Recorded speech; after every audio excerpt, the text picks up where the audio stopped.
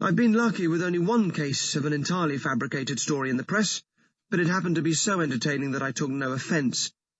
It was clearly a publicity piece for a stripper hoping to push her career up a notch.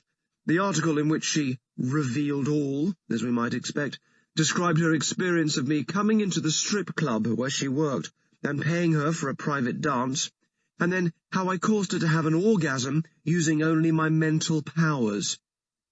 It also contained the quite brilliant sentence, "I bent over in front of him and he read my mind," which certainly clarified where this girl kept her brain. I grumbled a little more heavily into my morning raisin wheats and Earl Grey a few years later after hearing of a Sun exclusive that had just run. I had, some months before, come out of the lavatory in an article for The Independent, and clarified for those still in any doubt that, given the choice, I was a stickler for man-on-man action over the more mundane heterosexual variant still promoted in right-wing pamphlets and throughout the internet. Such declarations are a necessary evil. I was privileged enough to have met my beloved and had no desire to hide him away from public events for fear of people thinking they'd happened upon a juicy story.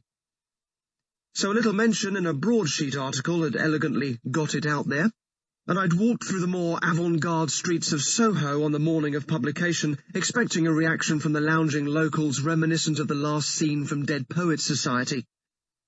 I thought no more of it, and it all seemed rather tastefully done.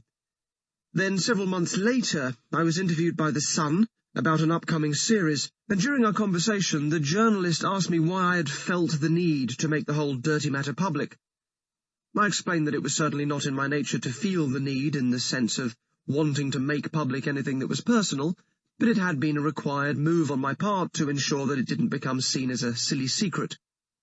The chap on the phone understood and seemed pleasant enough, and we moved on to other things.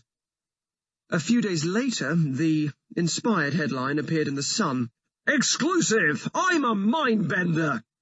alongside a picture of me, tagged with the line, "Ginger beer, Derren Brown." The article was written to heavily imply that I had myself chosen the ignoble mouthpiece of this iniquitous tabloid to proclaim exclusively to the presumably non-independent reading world the nature of my fascinating private life. This was rather humiliating, the thought that people would think I had chosen such a crass route, and worse, the suggestion that I was ginger. I'm not, and I don't mind if other people are, as long as they keep it to themselves.